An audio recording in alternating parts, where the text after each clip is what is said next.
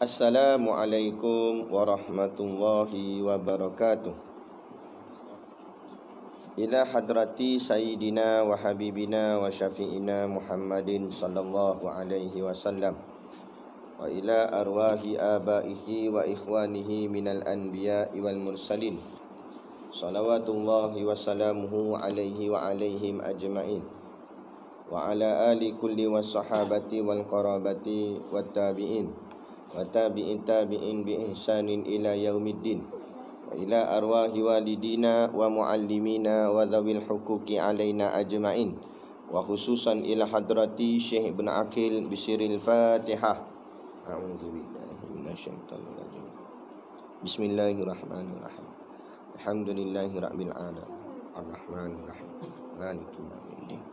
Iyyaka na'budu wa iyyaka nasta'in. Ihdinas siratal mustaqim. Siratal ladzina an'amta 'alaihim ghairil maghdubi 'alaihim waladdallin. Amin.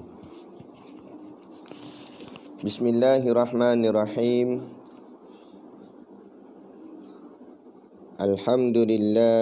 Alhamdulillahi hamdan katsiran kama amar. Asyhadu an la ilaha illallah wahdahu la syarikalah. Wa asyhadu anna sayyidana Muhammadan abduhu wa rasuluh. Allahumma salli wa sallim ala sayyidina Muhammad wa ala alihi wa ashabihi wa tabi'ina lahum bi ihsanin ila yaumiddin. Subhanaka la ilma lana illa ma 'allamtana innaka antal alimul hakim. Rabbi shrah li sadri wa yassir li amri wahlul 'uqdatam min lisani yafqahu qawli wa la haula wa la quwwata illa billahil aliyil azim. Amma ba'. Qala Rasulullah sallallahu alaihi wasallam, buniyal islamu ala khamsin, syahadati an la ilaha illallah wa anna muhammadar rasulullah, wa iqamis salah wa ita'i zakah, wal hajj wa saumi ramadan, au kama qala rawahu Imamul Bukhari. Mafhum hadis. Buniyal islamu ala khamsin, Islam dibangun di atas 5 landasan. Syahadati an la ilaha illallah, persaksian tidak ada ilah selain Allah. Wa anna muhammadar rasulullah, dan sesungguhnya Muhammad, Nabi Muhammad itu utusan Allah. Wa iqamis salah, mendirikan salat, wa ita'i zakah, menunaikan zakat, wal hajj, haji, wa saumi ramadan, dan puasa Ramadan. Hadis riwayat Imam Al-Bukhari. Baik. Kita mulakan dengan muqaddimah kita tentang Ramadan. Jadi puasa ni adalah salah satu rukun di dalam rukun Islam, seperti mana hadis yang kita bacakan tadi. Rukun ni bermakna, rukun bermakna imad. Imad tu maknanya tiang. Jadi diibaratkan bahawa Islam itu seperti sebuah bangunan, manakala tiang-tiangnya adalah rukun Islam itu. Sebab tu rukun tu disamaertikan dengan imad, yakni tiang. Tiang yang mendirikan Islam. Jadi dengan mendirikan puasa itu, mengerjakan puasa itu, bermakna kita telah mendirikan tiang akan agama kita. Kerana agama ni mengikut kepada diri masing-masing. Setiap daripada kita itu mendirikan Islam yang ada pada diri kita dengan cara kita mengamalkan kelima-lima rukun Islam. Salah satunya iaitu berpuasa. Dan juga dalam hadis yang lain, sabda Nabi SAW, ural islami wa qawaiduddin, akar Islam dan sendi agama itu thalathun, ada 3. Dan kata Nabi, man taraka wahidan minhunna, barang siapa yang meninggalkan salah satu daripadanya, antara 3 ni, fahuwa kafirun, maka jadi kufurlah dia, jadi kafir. Apa dia? Yang pertama, syahadatu an la ilaha illallah wa anna muhammadar rasulullah. Siapa yang mengingkari akan 2 kalimah syahadat, sepakat ulama kata jadi kafir berdasarkan hadis ni. Yang kedua, wasolatul maktubah, yakni solat yang wajib. Al maktubah tu maknanya solat yang diwajibkan, iaitu solat 5 waktu. Bukan meninggalkan, tetapi mengingkari. Meninggalkan solat itu dikira fasik. tapi mengingkari solat yang wajib itu, seperti katanya solat ni tak wajib ataupun sunat je, atau menjatuhkan hukum wajib tu kepada hukum yang lain, maka jadi kafir, fahuwa kafirun. Yang ketiga, wasaumu Ramadan, dan berpuasa di bulan Ramadan. Siapa yang mengingkari akan puasa bulan Ramadan, maka jadi kafir dia. Tak puasa tu fasik. Tapi mengingkarinya menjadi kafir. Jadi maknanya dengan melaksanakan ibadah puasa ini juga kita mendirikan akan hak-hak ataupun tiang-tiang Islam di dalam hukum hakam agama kita, dan juga mendirikan pengukuhan akidah dan agama kita di dalam hati kita ni, insya-Allah. Jadi tak jadi jugalah kalau seseorang itu berpuasa tetapi tidak solat, kerana dia berkait dengan rukun Islam ni sekali. Kelima-limanya mengucap dua kalimah syahadah, lepas tu menunaikan solat 500 hari semalam, menunaikan zakat, puasa, dan juga yang kelima iaitu pergi ke haji.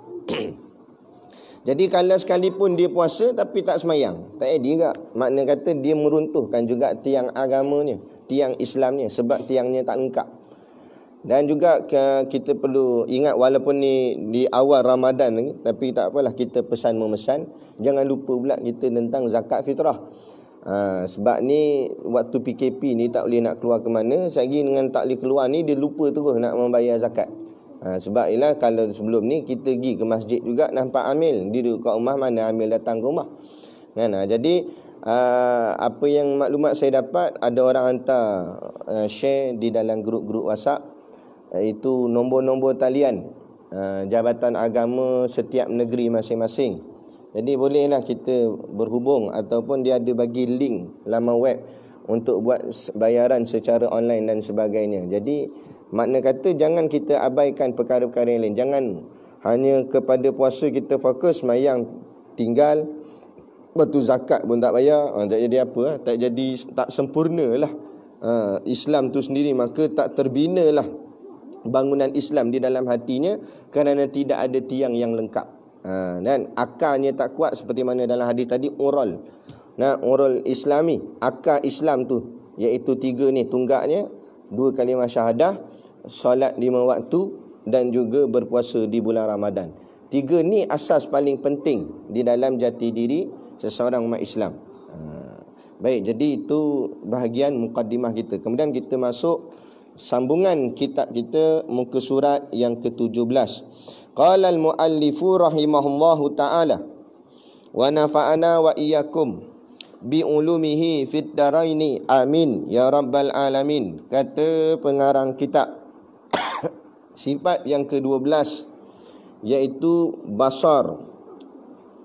Kita baca dulu, artinya melihat, lawannya al-umyu, artinya buta. Maka wajib kita percaya bahawa Allah itu melihat akan sekalian perkara. Baik, 5 poin secara tafsili. Yang pertama, nama sifat, yakni basar, nama dia. Yang kedua, erti, yakni terjemah. Basar tu diterjemah dalam bahasa Melayu, artinya melihat. Kata Pak Dael, pelihat. Perkataan beza, tapi hakikat sudut makna kefahaman kita satukan, sama.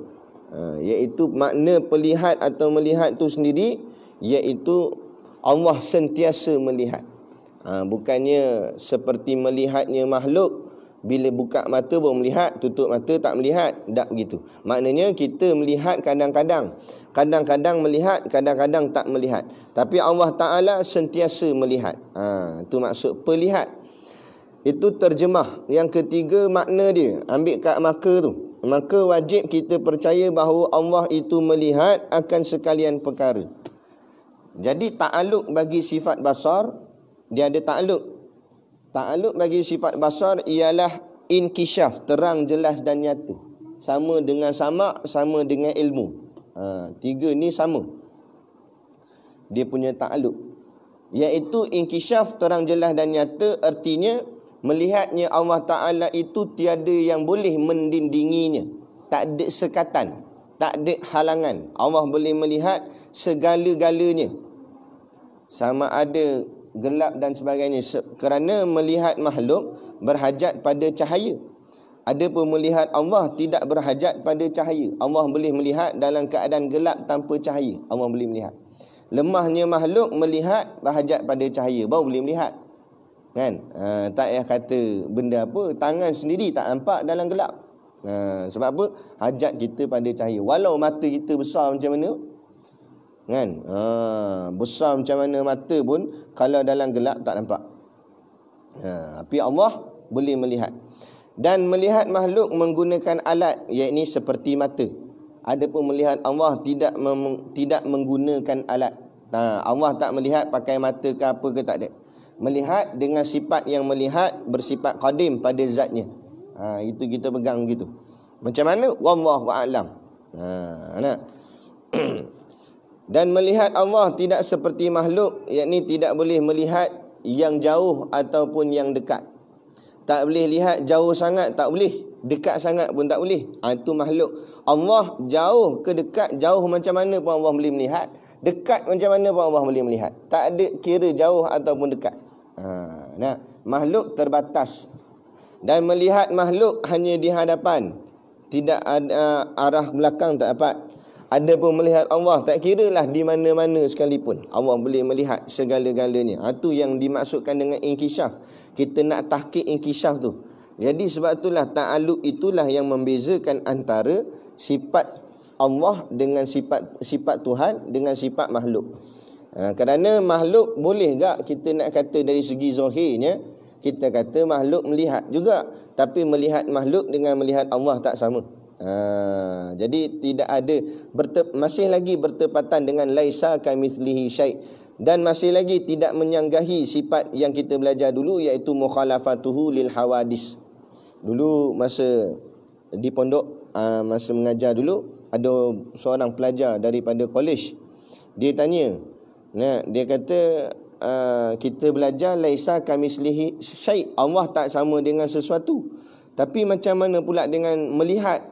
Kan, makhluk melihat, Allah melihat. Adakah melihat tu dikira sama dengan Allah?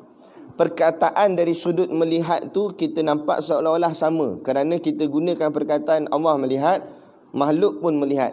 Tetapi intipati melihat tu sendiri tak sama. Melihat Allah berbeza dengan melihat makhluk. Dan lebih lagi, melihat makhluk diizin lihat. Jadi kita ni melihat kerana diberi lihat, diizin lihat. Allah bukan diizin, Allah bukan diberi lihat. Allah melihat. Dia yang melihat, maha melihat.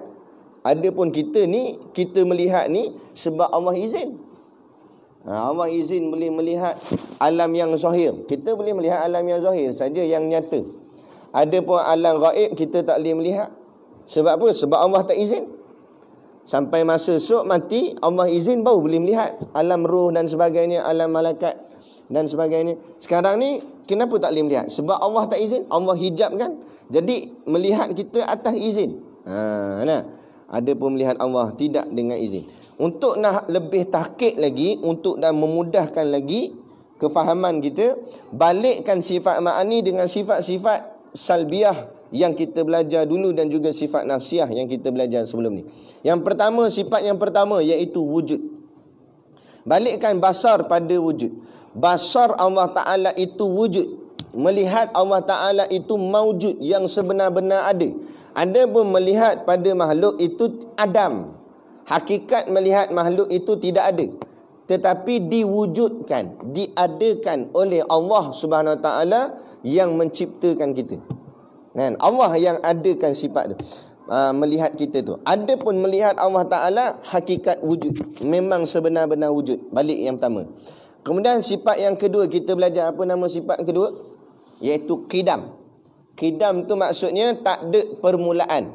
Jadi melihat Allah Ta'ala tak ada permulaan. Basar Allah itu qidam, tak ada permulaan. Kan? Macam mana tak ada permulaan, Ustaz? Tak apa nak faham. Balik pada makhluk. Melihat makhluk ada permulaan. Maksud ada permulaan, asal dulu makhluk tak melihat, lepas tu baru boleh melihat. Ada permulaan lah tu. Kita keluar perut mak kita, walaupun mata sudah ada Allah cipta pada kepala kita, tapi tak boleh melihat, tak nampak. Lepas tu budak-budak kita panggil masih baby lah. Panggil dia tak pandang. Sebab apa dia tak pandang? Sebab dia tak nampak. Walaupun matanya ada, walaupun matanya buka, tapi dia belum boleh melihat. Kerana kemudian lepas tu baru Allah izin dia melihat. Bukan melihat mesti dengan mata. Mata tu alat sahaja. Kalau Allah tak izin, tak jadi juga, tinggal alat je lah. Kan? Itu yang yang kedua. Sifat yang ketiga, baqa'. Baqa' artinya kekal, tak ada akhir. Melihat Allah Ta'ala itu tiada pengakhiran. Sampai bila-bila. Kalau tak faham, balik pada makhluk. Melihat makhluk ada akhir. Melihat kita ni ada akhir. Maksud ada akhir, hari ni kita melihat, esok kita tidak lagi melihat. Bukan esok makna esok lah. Makna akan datang tak melihat dah. Makna tak nampak dah. Sebab apa? Mati. Allah ambil sifat melihat tu pada kita. Adapun melihatnya Allah tak ada pengakhiran. Sampai bila-bila Allah tetap melihat. Tu maksudnya basar Allah baqa'. Kemudian sifat yang keempat, kita belajar apa dia? Sifat yang keempat. Mukhalafatuhu ta'ala lil hawadis. Artinya Allah tak sama dengan makhluk. Jadi melihat Allah tak sama dengan melihat makhluk. Betul lah, kita dah hurai tadi dah. Kemudian yang kelima, qiyamuhu ta'ala binafsihi. Allah berdiri dengan sendirinya. Melihat Allah Ta'ala itu qiyamuhu ta'ala binafsihi. Basar Allah, melihat Allah berdiri dengan sendirinya. Tidak bergantung dengan yang lain. Melihat makhluk bergantung dengan yang lain. Kita melihat bergantung dengan mata. Kita melihat bergantung dengan cahaya. Kita melihat bergantung dengan urat-urat yang ada dalam mata dan sebagainya. Putus satu urat tak boleh melihat dah. Kan? Makna lemahnya kita sebab kena bergantung pada sesuatu yang lain. Adapun melihat Allah tidak bergantung dengan cahaya, tidak bergantung dengan mata, tidak bergantung dengan urat ke apa ke, tak ada. Itu maksudnya. Kemudian lagi basar, balikkan kepada sifat yang seterusnya, yang keenam, wahdaniyah. Basar Allah Ta'ala itu wahdaniyah. Wahdaniyah artinya esa, tunggal. Melihat Allah itu tunggal, esa. Macam mana tak faham? Tengok pada makhluk. Melihat makhluk tidak tunggal. Contoh, melihat kita dengan dua mata. Tutup mata kanan, nampak dengan mata kiri. Tutup dengan mata kiri, nampak dengan mata kanan. Maknanya, melihat kita tu ada dua jenis melihat. Satu melihat kanan, satu melihat kiri. Mana berbilang-bilang penglihatan kita. Adapun penglihatan Allah tidak berbilang-bilang. Tapi jangan faham pula mata Allah satu. Nak khabar dah tadi, sebab tu diletakkan mukhalafah dulu atas. Dan qiyamuhu ta'ala atas. Maknanya melihat Allah tak sama dengan makhluk. Makhluk melihat dengan mata. Dan melihat Allah tidak bergantung dengan yang lain. Yakni qiyamuhu ta'ala binafsih. Sagi kan pegang melihat Allah tunggal. Mata Allah satu. Jadi jumpa Dajjal ni ada, dia kata. Sebab Dajjal mata satu. Lepas tu kena faham. Sebab tu ulama' susun tu cantik dah. Start daripada wujud. Satu-satu ulama' susun. Jadi itu dia. Jadi maksudnya tunggal. Esa melihat Allah, tidak berbilang-bilang. Melihat makhluk itu berbilang-bilang. Itu maksud dia. Dan lagi habislah. Jadi itulah penjelasan melihat makhluk. Yang ini dikira secara ringkas. Walaupun panjang lebar huraiannya, tapi itu masih lagi di bahagian ringkas. Masih lagi huraian tu kira ringkas. Sebab kalau kitab-kitab yang lain dihurai lebih dalam lagi. Adapun itu nanti kita belajar yang akan datang.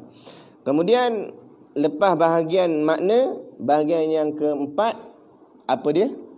Lawan sifat. Lawan kepada sifat basar iaitu al-umyu dalam bahasa Arabnya. Artinya buta. Mustahil Allah tu buta. Kan? Lawannya buta. Buta ni tak melihat lah, tak nampak apa. Yang kelima, dalil. Cuba bawa dalil. Dalil akli. Kita bawa perkataan kalau, bawa perkataan mustahil. Kalau Allah itu buta, apa jadi? Kalau yang mudahnya dalam kitab-kitab sebut, kalau Allah itu buta, buta itu suatu kecacatan. Kalau Allah itu buta, maka Allah itu cacat. Kalau Allah itu cacat, artinya Allah tidak sempurna. Kalau Allah tidak sempurna, manakan pula Allah boleh mencipta alam ini dengan sempurna.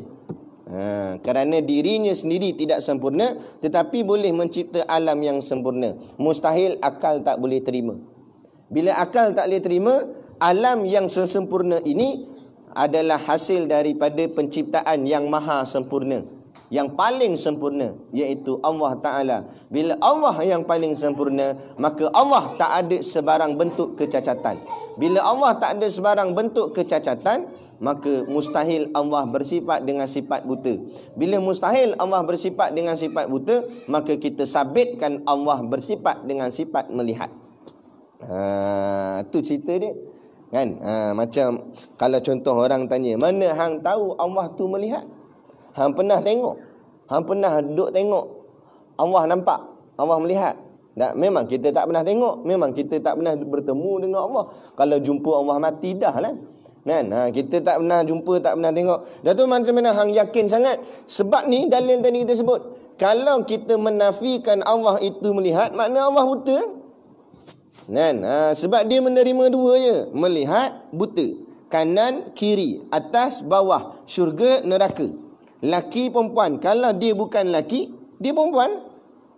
Takkan, dia laki tak, perempuan tak. Lepas tu diam dia. Dia mesti menerima dua je.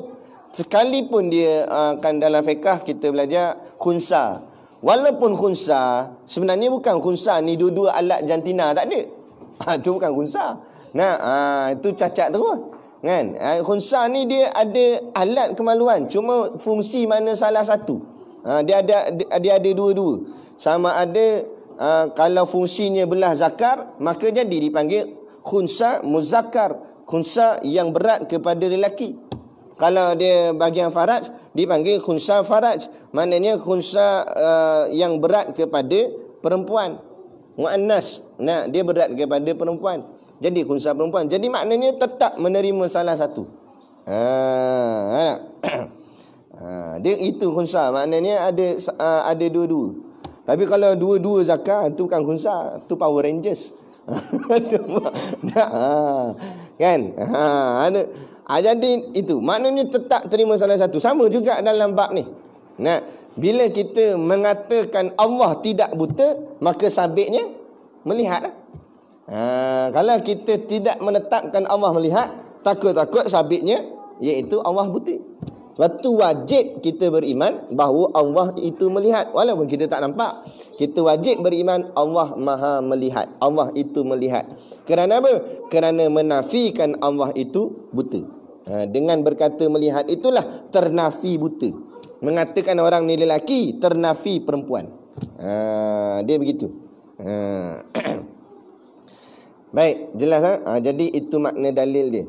Kemudian hari ini kita simpulkan ketiga-tiga sifat yang kita baru belajar baru-baru ni, iaitu belum. Sebab ada satu lagi kalam. Maaf, terlupa. Ada satu lagi. Sampai kat kalam nanti kita akan simpulkan ketiga-tiganya. Sama, basar dan kalam. Kerana apa kaitan ketiga-tiga ni?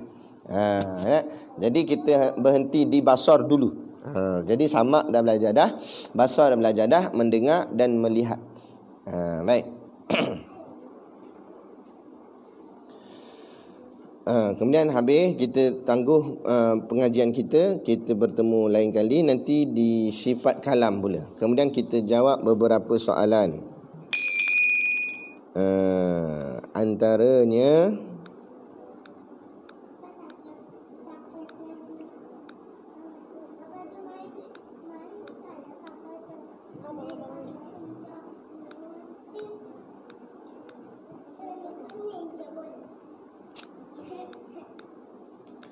dekat dalam grup follower ada soalan rasanya, tapi anda dah terpadam.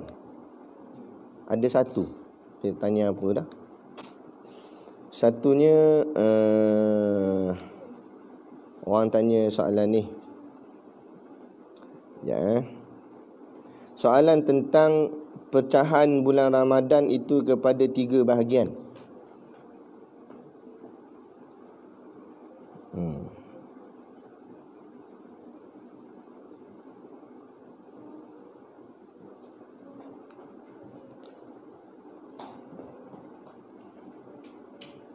Okey, pertama sekali Dia hantar satu perbualan dalam WhatsApp, dakwah sentak official. Ramadan biasanya 30 hari lah, tapi biasanya juga 29 hari juga. Tapi tak apalah, kita genapkan jadi 30. Jadi katanya 10 hari yang awal ada bahagian dia, 10 hari pertengahan ada bahagian dia, 10 hari yang terakhir ada bahagian dia.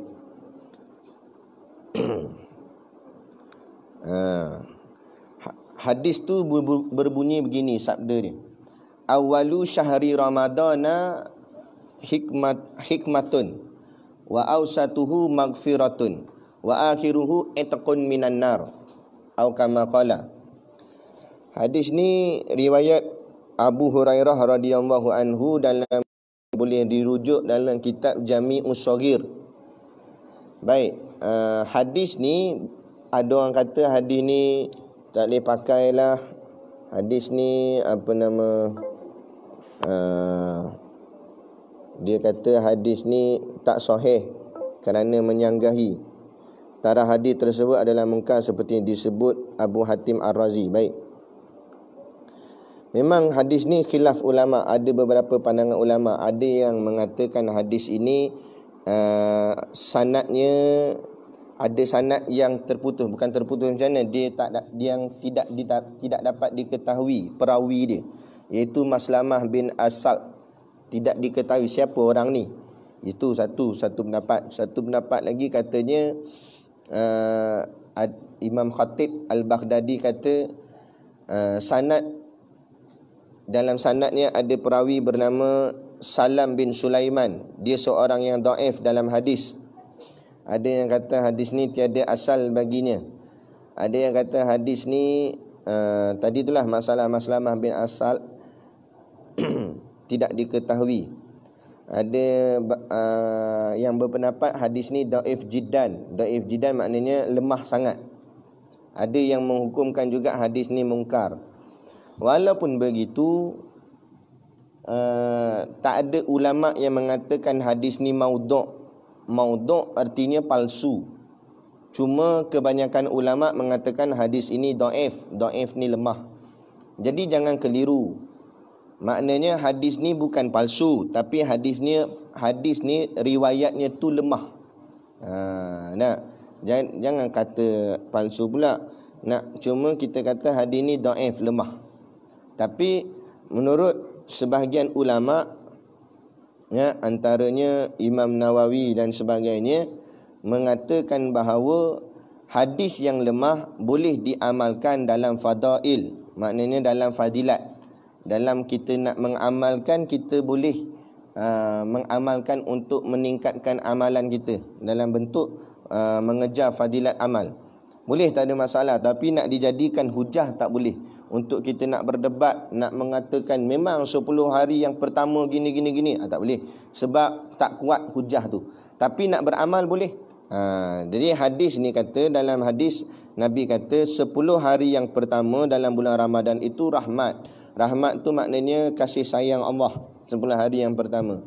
Dan memang tak pelik juga kalau kita nak sabitkan dengan hadis ni. Kalau kita tengok 10 hari yang pertama dalam bulan Ramadan selalunya lah, kan, surau masjid penuh. Tahun-tahun yang sebelum ni lah, PKP ni memanglah tak penuh, kan. 10 hari 10 hari yang awal tu penuh. Kerana dengan rahmat Allah, kasih sayang Allah, siapa-siapa pun Allah tarik hati mereka untuk pergi ke masjid dan surau. Walaupun geng seluar pendek sekalipun, datang untuk mendekati di rumah-rumah Allah, mengerjakan ibadat kepada Allah. Kemudian pertengahannya 10 hari yang selepasnya itu wa ausatuhu maghfirah. Pertengahan bulan Ramadan itu maghfirah, keampunan. Kan, siapa yang dapat maintain sampailah 10 hari yang kedua dalam bulan Ramadan, insya-Allah dia mendapat keampunan daripada Allah.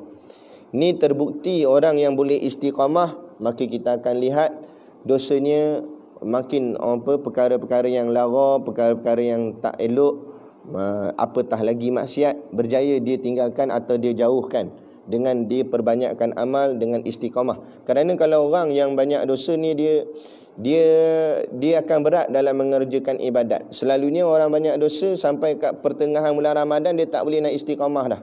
dia dah jadi berat kerana dosanya memberatkan ibadatnya untuk dilakukan. Kemudian yang ketiga, 10 malam yang terakhir pula, wa akhiruhu itqun minan nar. Makna itqun minan nar, bebas daripada api neraka. Kalau dah dapat rahmat, dah dapat keampunan, insya-Allah yang ketiga mendapat kebebasan daripada api neraka Allah, kerana 10 malam yang terakhir itu adalah ada satu malam yang mulia, iaitu malam Lailatul Qadar. Moga-moga kita mendapat akan ia. Jadi itu soalan dia. Jadi berkenaan dengan hadis ni, memanglah hadis ini tidak bertaraf sahih, tetapi hadis ini juga tidak bertaraf maudhu'. Cuma hadis ini dikira lemah. Kemudian ada yang mengatakan bahawa memang tersangat popular dari dahulu lagi hadis ni. Tak silap Dr. Razaimi dah terangkan. Okey, berkenaan dengan ini, saya cenderung kepada tasawuf dan cenderung kepada pegangan ahli sunnah wal jamaah yang mengikut manhaj ulama'-ulama' kita yang dulu-dulu, yang silam-silam. Adapun Dr. Razaimi ini, kebanyakannya mereka mengatakan orang ni adalah berfahaman Wahabi. Jadi pada anak kan, orang yang nak ikut kuliah pengajian kita ni, supaya jangan cenderung kepada fahaman-fahaman yang lain seperti fahaman Wahabi, seperti Dr. Razaimi, Dr. Mazhar dan sebagainya. Kerana mereka ini berpegang kepada fahaman Wahabi mereka. Jadi fahaman Wahabi ni, hadis yang ni semua yang tak jumpa dalam kitab hadis yang Sunan Sittah tu, semua dia kata hadis ni tak ada asal lah dan sebagainya. Sedangkan kitab hadis ni banyak. Bukan Sunan Sittah tu saja, ada banyak lagi hadis Ibnu Hibban. Macam hadis yang kita bacakan di awal kuliah tadi tentang oral Islam wa qawaiduddin tu, hadis tu riwayat Abu Ya'la dan Ad-Dailami. Hadis ni tak jumpa dalam kitab Sahih Bukhari, Sahih Muslim kan, tapi ada dalam kitab hadis yang lain. Jadi jangan bila tak jumpa asal kita terus hukumkan hadis ni tak betul dan sebagainya. Macam hadis-hadis dari sudut ilmu tasawuf, dia ada dalam kitab-kitab tasawuf kan. Kalau nak hurai ni panjang sangatlah dalam bab ilmiah ni. Bagi kita orang awam yang kekurangan kemahiran kita dalam masalah ni, dalam masalah agama ni, saya syorkan ikut sajalah kata-kata ulama. Yang kita pegang, ulama ini berpegang seperti mana apa yang dipegang kepada ulama-ulama yang zaman dahulu, ulama-ulama silam. Nak bicara soal bid'ah dan sebagainya panjang lebar lah kan. Jadi rujukan kita kepada alim-alim ulama, kitab-kitab lama yang kita mengajikan. Jadi tak ada masalah bab tu. Jadi kita nak amal 10 ni, hadis yang pecah pada 3 Ramadan ni, 3 Ramadan ni pecah pada 3 bahagian ni, kita boleh amal kan. Cuma hadis ni tak boleh dijadikan hujah, itu saja. Kemudian soalan seterusnya, mana dah? Mana Burhan? Hilang?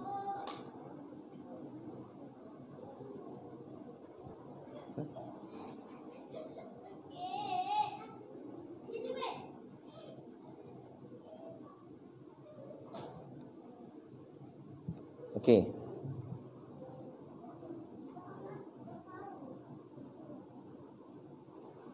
Soalan ni nantilah.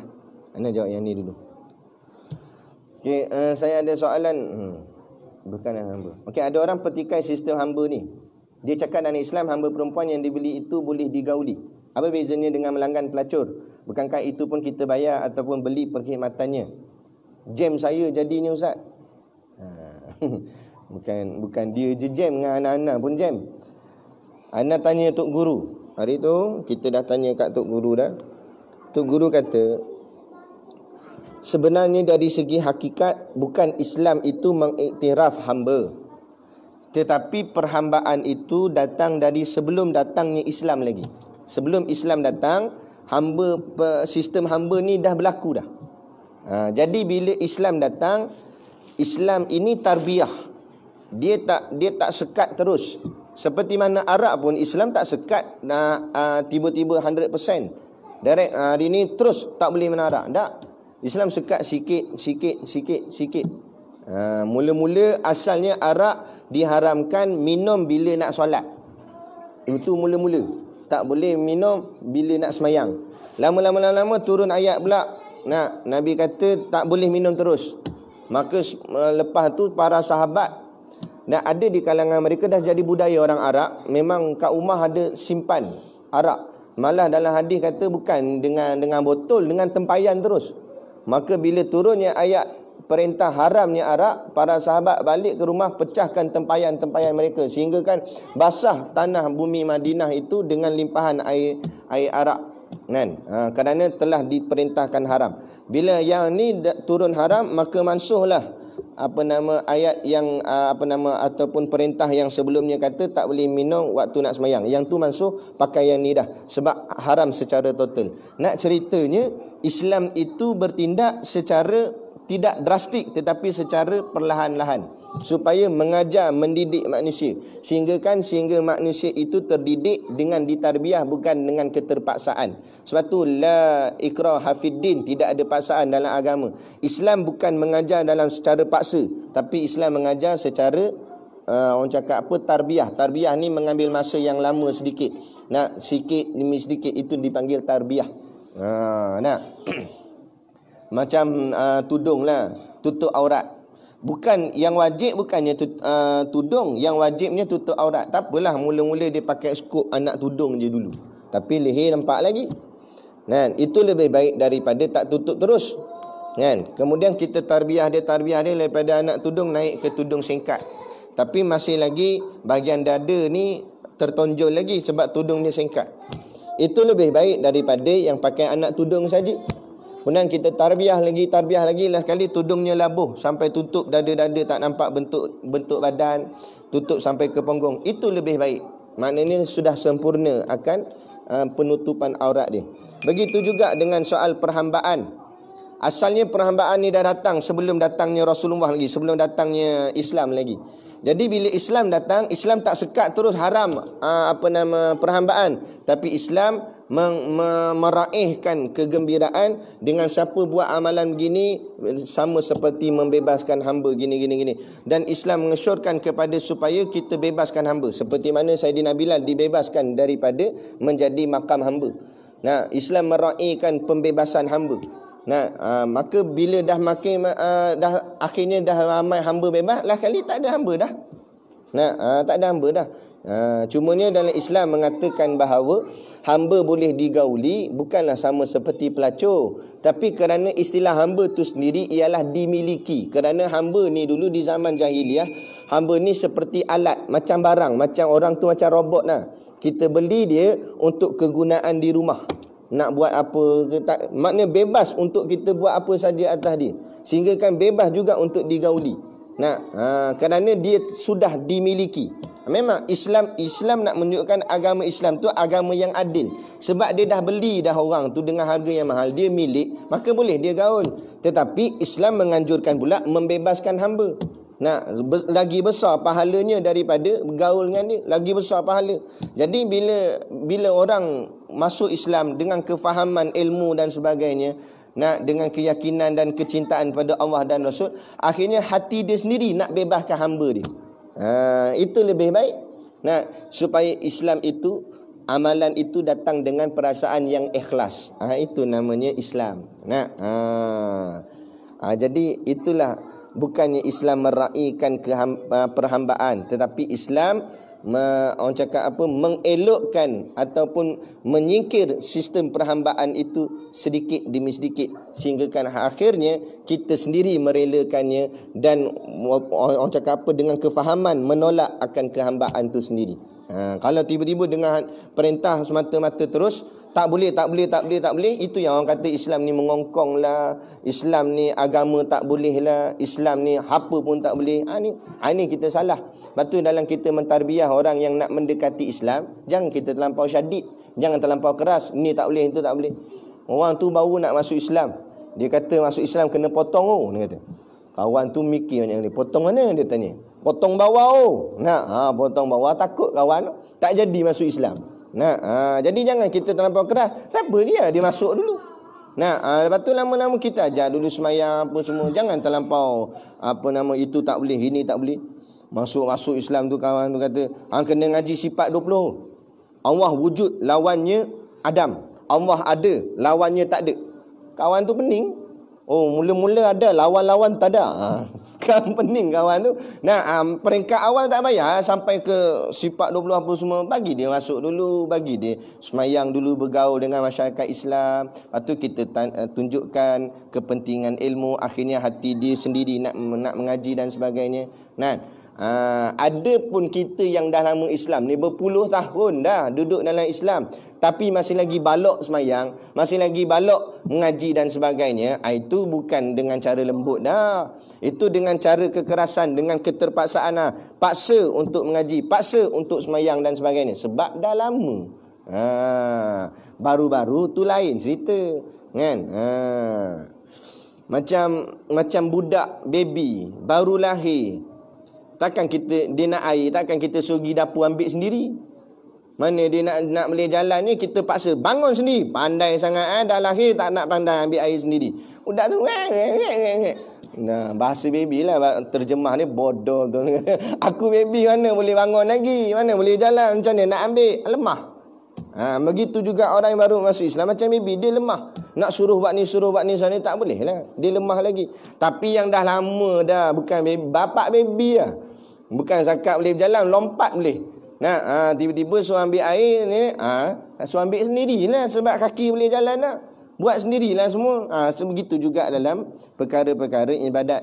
Dah lama dah kita dalam Islam. Takkan tak boleh lagi semayang, takkan tak boleh lagi mengaji dan sebagainya. Jadi yang tu tak boleh berlembut. Tengok pada keadaan lah, kan? Kemudian yang ketiga, Assalamualaikum warahmatullahi wabarakatuh. Apakah ucapan yang sebenarnya? Ramadan Karim, Ramadan yang mulia. Dijawab Allahu Akram, Allah lebih mulia. Atau Ramadan Al-Mubarak, Ramadan yang diberkati. Dijawab Mubarak alaikum as-sahar, semoga bulan ini diberkati. Jawapannya mana-mana pun boleh jawab, tak kisah. Tak jawab pun tak apa juga, tak berdosa. Kata Ramadan Karim. Karim. Karim. Tak ada masalah. Ramadan Karim, Allahu Akram, Allah lebih mulia. Boleh, tak ada masalah. Dia lain dengan salam. Salam bila orang bagi salam tu sunat. Jawab salam wajib. Orang kata Assalamualaikum, kita jawab tu wajib. Waalaikumsalam. Ada pun ucapan-ucapan seperti ini, ucapan yang dianjurkan. Maknanya sunat, boleh pahala kalau kita memulia-muliakan bulan Ramadan. Kemudian kita jawab, tak kisahlah nak jawab apa, Allah lebih mulia, Allahu Akram, atau Ramadan Al-Mubarak. Tak kisahlah nak jawab apa. Jadi itu tak ada masalah. Jadi untuk kuliah kita sesi pagi ni, sekadar itulah yang dapat kita kongsikan. Moga-moga memberi manfaat kepada kita bersama. Dan insya-Allah dengan izin Allah kita akan dipertemukan pada sesi kuliah yang akan datang insya-Allah. Jadi sekadar tu, wabillahi taufik wal hidayah. Assalamualaikum warahmatullahi wabarakatuh. A'udzu billahi minasyaitonir rajim. Bismillahirrahmanirrahim. Alhamdulillahirabbil alamin wassalatu wassalamu ala asyrafil anbiya'i wal mursalin sayyidina Muhammadin wa ala alihi washabihi ajmain. Allahumma taqabbal minna salatana wa du'aana innaka antas samiul alim wa tub alaina innaka antat tawwabur rahim. Allahumma ja'al dinana dinan nabi Muhammadin sallallahu alaihi wasallam wa islamana islamal muslimin wa imanana imanal mu'minin wa salatana salatal khashiin wa a'malana a'malas salihin wa niyatana niyatal mukhlisin wa dhunubana ya Allah dhunubal mustaghfirin wa hayatana hayatal ulama wa mautana bimauti syuhada wa adkhilnal jannata ma'al anbiya'i alaihimus salatu wassalam. Rabbana atina fid dunya hasanah wa fil akhirati hasanah wa qina azabannar wa qina azabannar wa qina azabannar. Wa sallallahu ala khairil khalqihi sayyidina Muhammad wa ala alihi washabihi wasallam. Subhana rabbika rabbil izzati amma yasifun, salamun alal mursalin walhamdulillahi rabbil alamin. Amin ya rabbal alamin. Taqabbalallahu minna wa minkum. Takbir.